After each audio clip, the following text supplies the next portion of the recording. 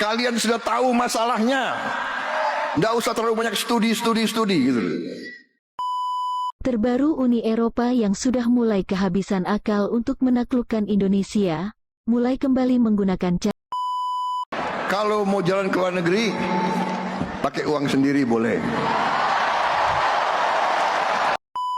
Kita ingin jadi tetangga yang baik, kita ingin jadi mitra yang baik. But we will not be your peon. Kita tidak akan menjadi kacung kalian. Cara keras, di mana Uni Eropa mengancam akan mengucilkan Indonesia dari seluruh perdagangan dunia seperti yang mereka lakukan terhadap Rusia. Sudah teken kontrak dalam hati saya. Saya siap memberi jiwa raga saya untuk bangsa dan rakyat Indonesia. Yang bersama saya, ayo. Yang tidak mau bersama saya, pinggir. Halo sobat-sobat sudut pandang, waduh gimana nih kabar kalian? Semoga baik-baik saja ya dan semoga selalu diberikan kesehatan. Seperti biasanya kalau barengan sama aku di sini, aku mau ngajakin kalian nih untuk mencari info menarik apa ya hari ini. Nah, ini ada kabar menarik nih. Soal kemarin Pak Prabowo kan ada acara nih ya.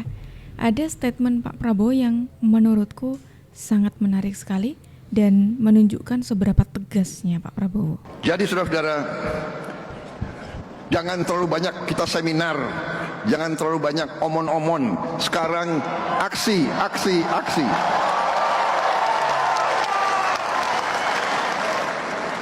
Karena kebetulan banyak menteri yang hadir, saya juga mohon jangan terlalu banyak anggotamu jalan-jalan ke luar negeri.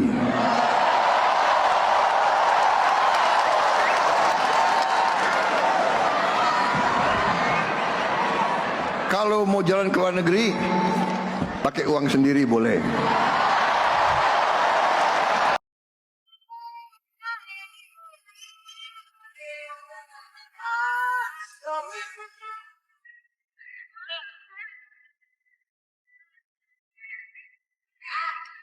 Jadi kurangi yang seminar-seminar, yang apalagi apa itu,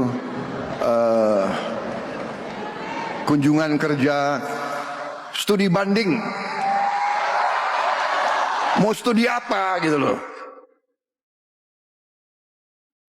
Kalian sudah tahu masalahnya. Nggak usah terlalu banyak studi gitu loh.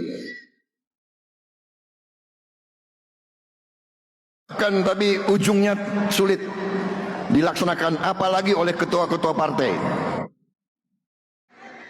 Berapa tahun yang lalu sebagai ketua umum Gerindra saya keluarkan kebijakan kurangi jalan-jalan ke luar negeri.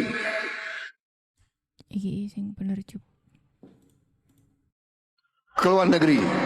Saya sendiri sebetulnya saya ini mau konsentrasi dalam negeri. Tapi salah satu kewajiban pertama harus berangkat ke APEC, ke G20, diundang ke Tiongkok. Begitu diundang ke Tiongkok, Amerika juga undang. Waduh, ini dua kekuatan besar ngundang. Yang nggak berani saya nolak, ya kan? Demi rakyat harus saya berangkat ke situ. Ya, jadi saya minta izin, bukan Prabowo jalan-jalan ke luar negeri ya. Saya lebih suka di dalam negeri, saya lebih suka ngurus saudara-saudara sekalian. Tapi untuk rakyat saya juga harus berhubungan baik dengan semua negara. Karena Indonesia mengambil jalan 1000 kawan terlalu sedikit, 1 lawan terlalu banyak. Indonesia, pemimpin Indonesia harus menjaga bahwa Indonesia, rakyat Indonesia, bangsa Indonesia tidak terseret ke dalam pertikaian orang-orang lain. Kita tidak mau terseret, kita tidak mau terlibat, kita hormati semua negara. Untuk itu saya harus yakinkan mereka semua. Itu sikap kita. Kita hormati semua bangsa, hormati semua kekuatan. Saya katakan kepada mereka, kita ingin jadi tetangga yang baik, kita ingin jadi mitra yang baik. We want to be your friend. We want to be your partner. But we will not be your pion. Kita tidak akan menjadi kacung kalian. Dengan tegas Pak Prabowo mengatakan ingin bekerja sama atau ingin menjadi tetangga yang baik untuk negara-negara di luar sana. Cuma Pak Prabowo menegaskan kembali Indonesia tidak akan pernah jadi kacung bangsa lain. Karena kalau kita ingat-ingat di era Pak Jokowi kemarin, ada beberapa orang yang membangun narasi bahwa seolah-olah Pak Jokowi ini sebagai antek asing lah, Indonesia itu hanya dimanfaatkan bangsa asing lah, dan lain sebagainya seperti itu. Makanya kali ini dengan tegas Pak Prabowo mengatakan hal ini. Apalagi kalau kita ingat-ingat di eranya Pak Jokowi kemarin, memang benar banyak upaya untuk menjatuhkan Indonesia dengan apapun caranya, termasuk salah satunya membuat narasi kalau Pak Jokowi itu antek asing. Banyak yang dari kita ini ingin melemahkan bangsa ini dengan cara-cara yang tidak beradab. Ngomong isu antek asing, coba tuding-tuding ke saya. Jokowi itu antek asing, gagal, hilang.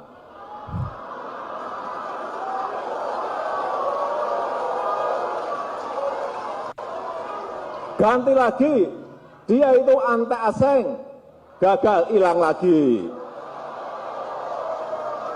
Ganti lagi, isu PKI. Iya enggak?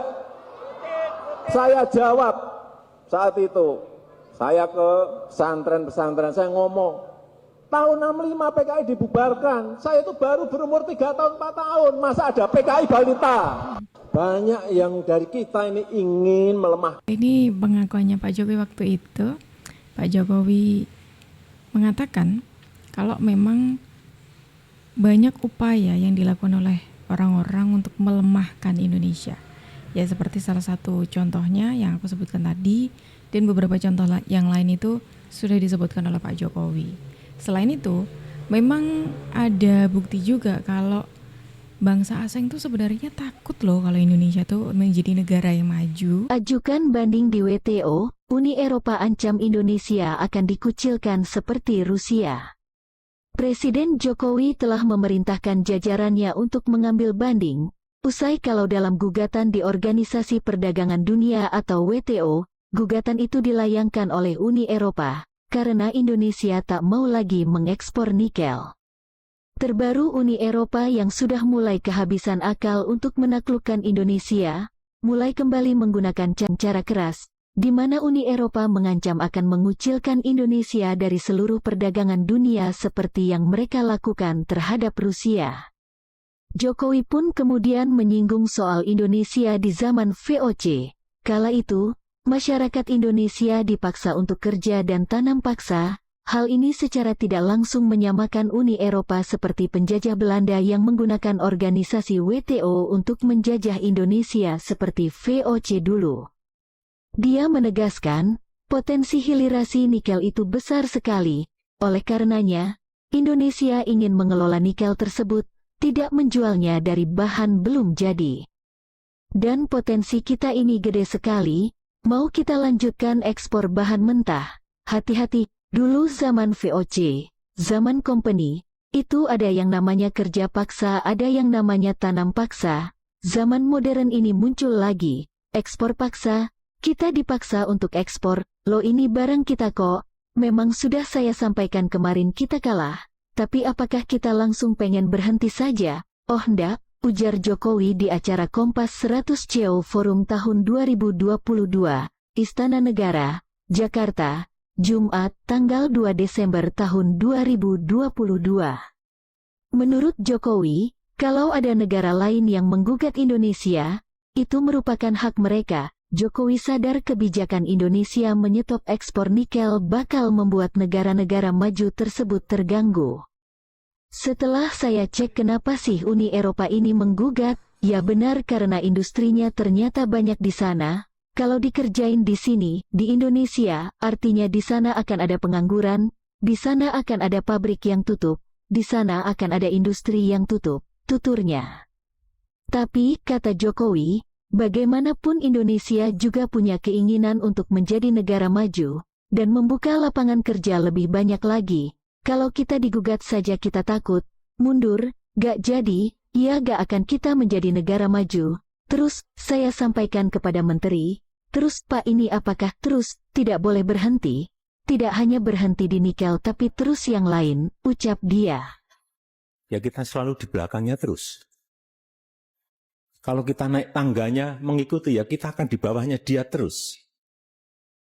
Padahal kita memiliki kekuatan besar tadi yang saya sampaikan.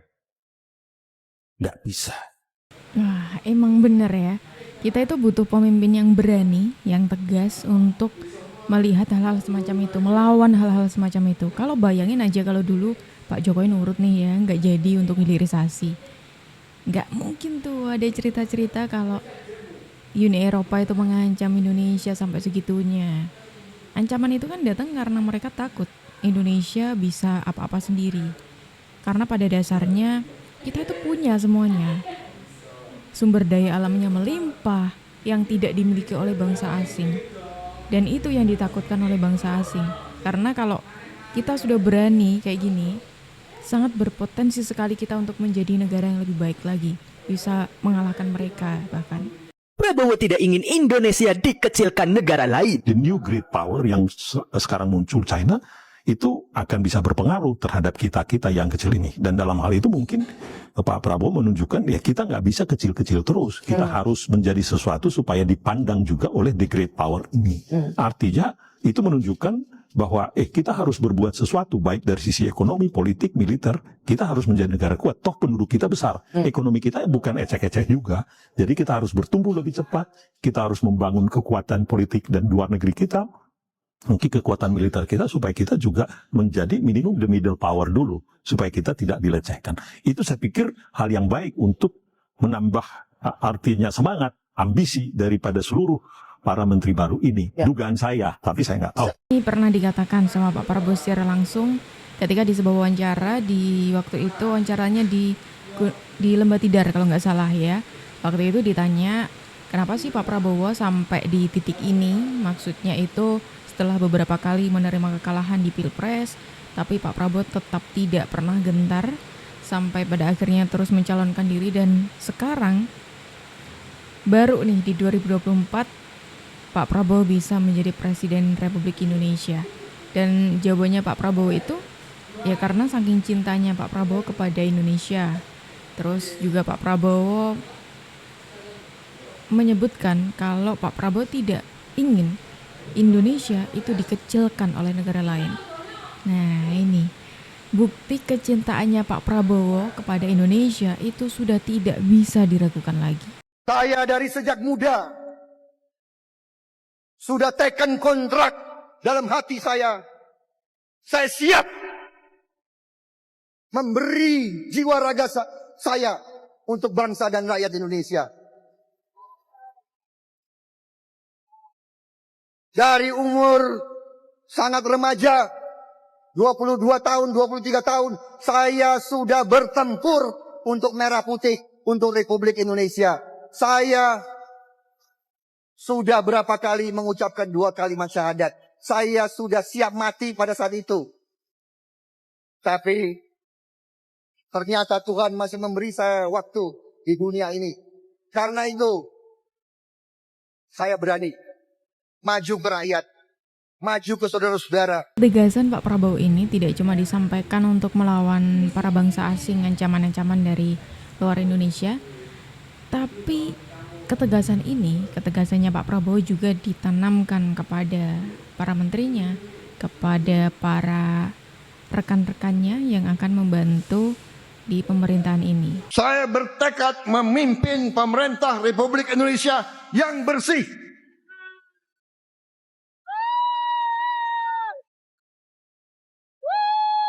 Yang bersama saya, ayo.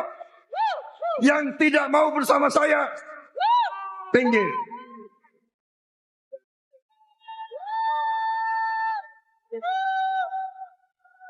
Mari kita bekerja untuk seluruh rakyat Indonesia. Mari kita amankan semua kekayaan bangsa Indonesia.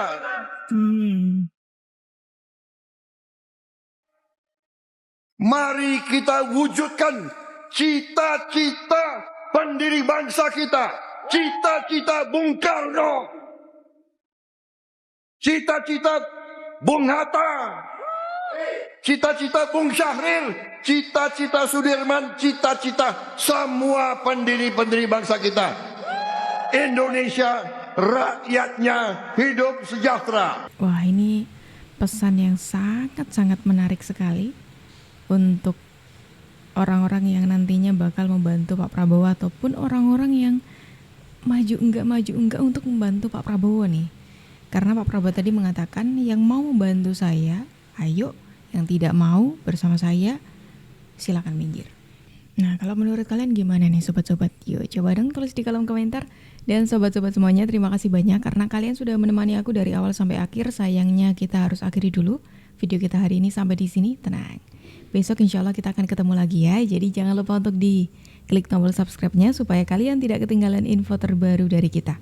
Aku Jubju pamit undur diri dulu. Sampai jumpa dan terima kasih.